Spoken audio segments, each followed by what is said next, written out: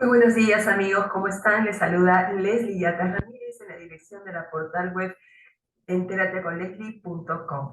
Hoy vamos a tener una secuencia de entrevistas especial por el Día Internacional de los Derechos Humanos. Así es que vamos a comenzar este primer bloque con una reconocida jurista, abogada peruana, catedrática, ex ministra de Estado, ex procuradora supranacional, la doctora Delia Muñoz, con quien vamos a conversar o intercambiar algunas reflexiones sobre el Día Internacional de los Derechos Humanos. Así que hacemos una breve pausa, regresamos con la entrevista a Delia Muñoz por el Día de los Derechos Humanos.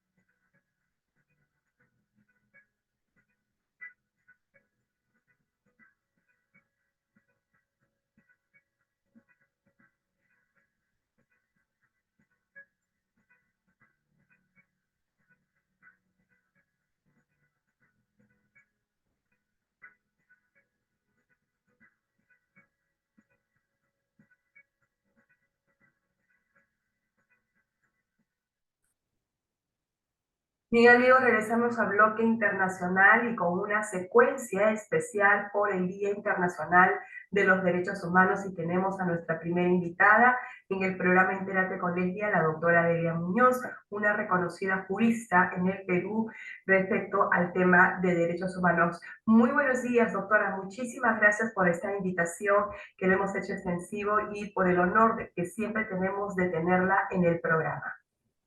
Gracias, Leslie. Celebro de que hoy en día estemos conversando sobre un tema tan importante como es el aniversario de los 75 años de la Declaración de los Derechos Humanos, para decirlo en simple. Así es, doctora Muñoz, me permito empezar esa entrevista haciéndole una pregunta reflexiva. A lo largo de todo este año hemos tenido dos convulsiones mundiales, el conflicto de Rusia-Ucrania, que ya esto es su segundo año consecutivo, y el desencadenante conflicto de Israel versus Hamas.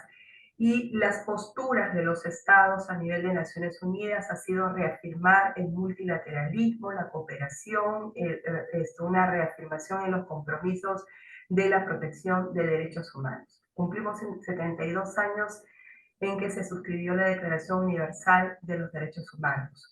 Todos los estados han ratificado universalmente esta declaración. ¿Qué opinión le merece este contexto que vive el mundo y en este día qué reflexiones podemos extraer por el Día de los Derechos Humanos? Los últimos tiempos son bastante convulsionados.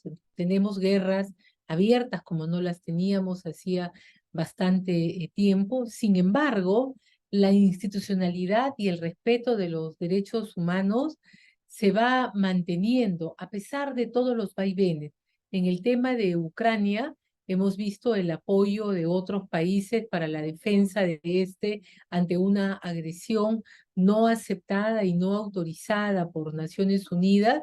También hemos visto la fuerte participación de la Corte Penal Internacional para comenzar con procesos de investigación ante las denuncias de eventuales vulneraciones de delitos de lesa humanidad o de grave vulneración de derechos humanos. Y estamos viendo cómo el multilateralismo también se hace presente para ir buscando algún nivel de salida a esta grave crisis.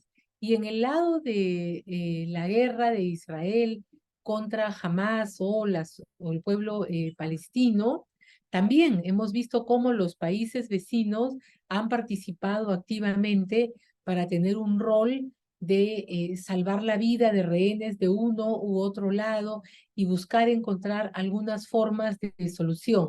Ambas crisis son muy delicadas porque engloban a potencias mundiales. Estados Unidos apoyando fuertemente a Ucrania con todo un grupo de aliados y a Rusia, que es uno de los principales países que integran la Organización de Naciones Unidas.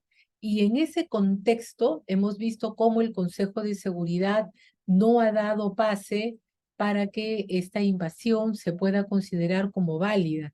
Eso que a nivel diplomático se puede criticar mucho, pero tiene un gran valor porque a pesar de su rol de protesta, se le dijo, tienes que respetar, tienes que ver, tienes que acatar estas normas.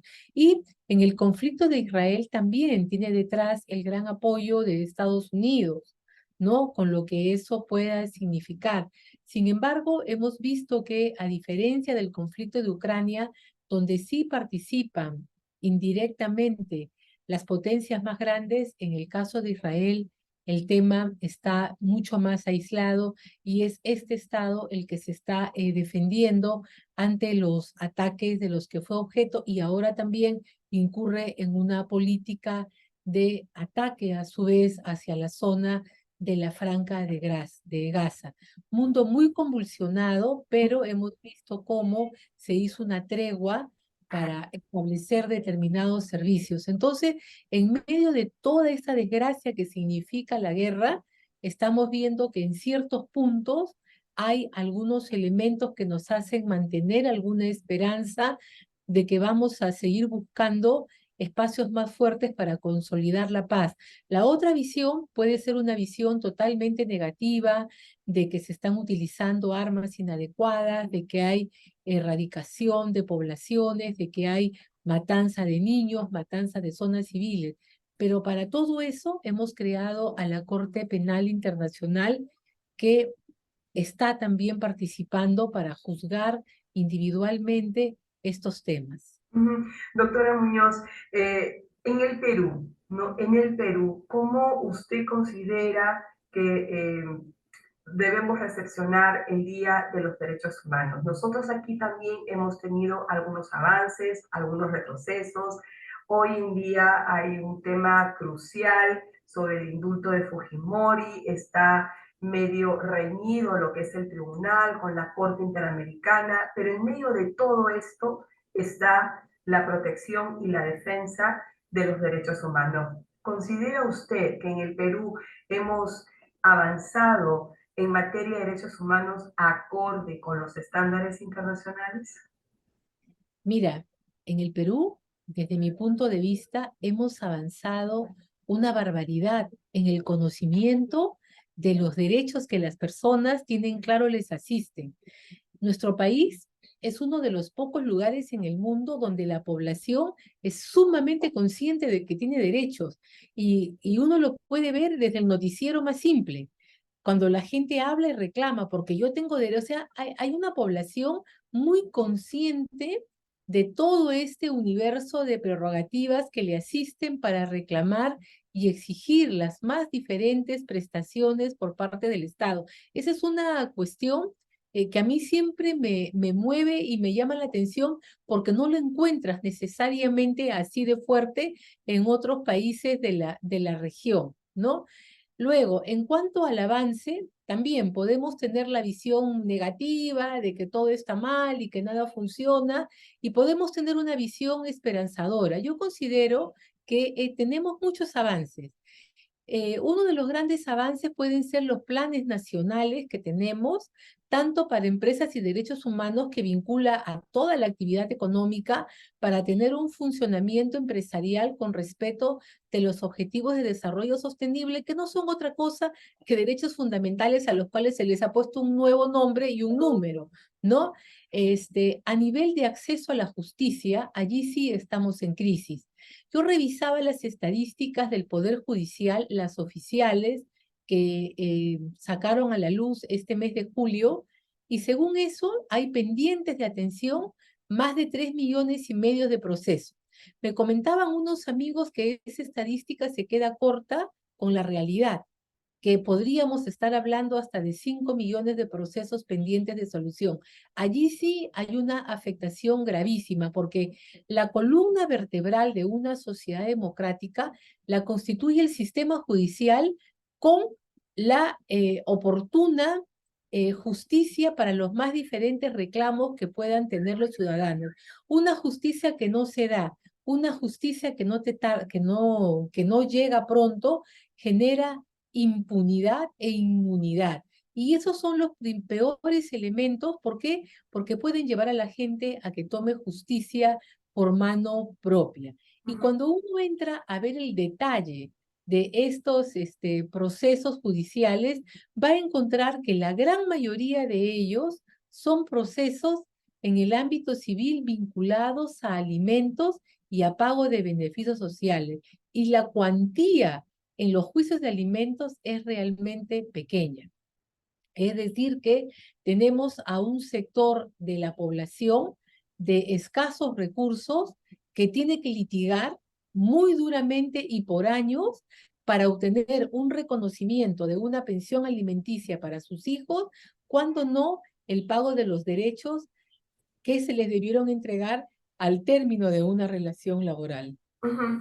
Doctora Muñoz, usted ha hablado del acceso a la justicia y en ese contexto, ya para finalizar la entrevista, en ese contexto, la Convención Americana de Derechos Humanos siempre nos ha recordado en distintos casos que ha resuelto en contra del Perú y ha establecido su responsabilidad internacional, que el Perú está obligado a garantizar los recursos idóneos y efectivos en el marco del acceso a la justicia, que usted ha tocado un tema bastante interesante. Sin embargo, el Perú no tiene una ley de desarrollo constitucional respecto de esta obligación que nace de la propia convención. Como que tenemos que estar medio adivinando, ¿no? Qué recursos podrían catalogarse como idóneos y efectivos, entre ellos los procesos constitucionales, pero literalmente hablando, no tenemos una ley que desarrolle y yo no sé si eso realmente para usted significaría, como experta en derechos humanos, significaría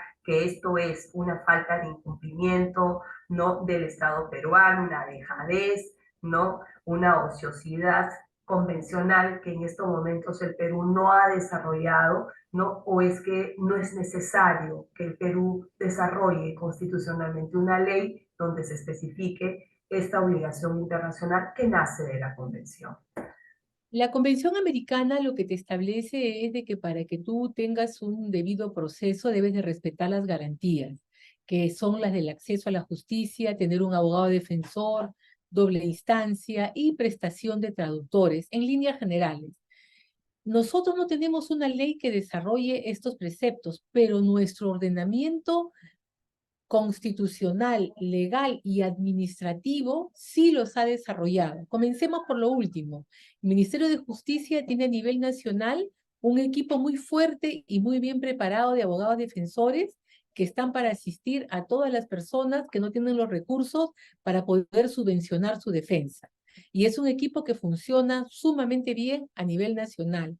Luego tenemos de que los códigos procesal civil y los códigos procesal penal también, sobre todo el último nuevo código procesal penal, te permite la oralidad, que no puede haber una audiencia si es que no hay abogados defensores y allí entra el abogado público. Y luego en el recientemente promulgado Código Procesal Constitucional del año pasado, allí, por ejemplo, se desarrollan figuras para darle mayor celeridad y un mejor trámite a los procesos clásicos de protección, como son los de habeas corpus y los de amparo constitucional, donde el cambio es que presentada una demanda de este tipo se admite automáticamente y que luego viene la calificación o no en función a lo que el juez analice. También está establecido de que puede haber una resolución en las más diferentes instancias en habeas corpus o en amparo, sin que tenga que haber una audiencia previa. ¿Por qué? Porque estamos hablando de procedimientos de garantía. También este código prevé la ejecución inmediata de la sentencia. Antes solamente la podía ejecutar el juzgado donde se inició el caso. Hoy en día la sala o cualquier juez en cualquier instancia declarado o fundado un habeas corpus, automáticamente cuenta con facultades de ejecución. Yo creo que esos son grandes avances que se van dando. Ahora, ¿qué cosa es debido proceso? ¿Qué cosa es acceso a la justicia? Siempre se van a quedar en el ámbito de la dogmática, porque no va a ser lo mismo para usted que para mí o que para un APU de una comunidad originaria o para una persona que tenga otra visión del derecho. Ujú. Le hacía esta pregunta, gracias por su respuesta, doctora Muñoz, y aquí sí cerramos la entrevista.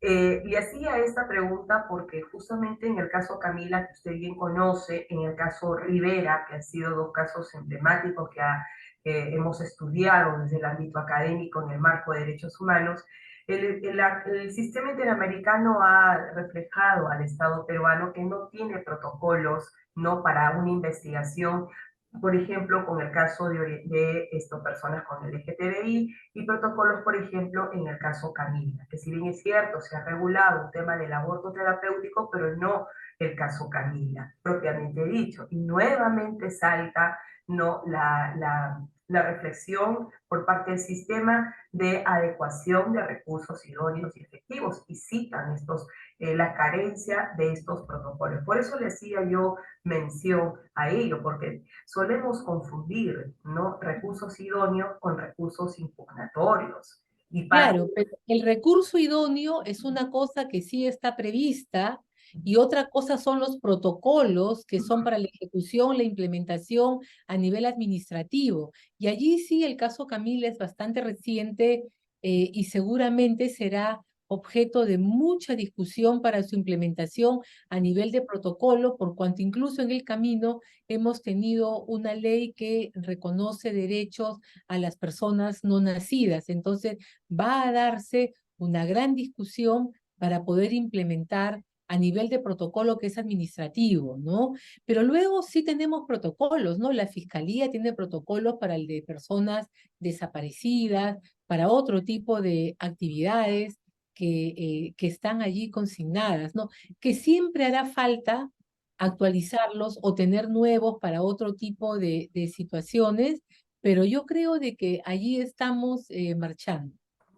Muy bien, doctora Muñoz, muchísimas gracias por concedernos esta entrevista en el Día Internacional de los Derechos Humanos, hoy 10 de diciembre del 2023, 75 años ya de la Declaración Universal de los Derechos Humanos. Siempre es un grato placer y un altísimo honor tenerla en el programa. Muy buenos días. Ya, muchas gracias, Leslie.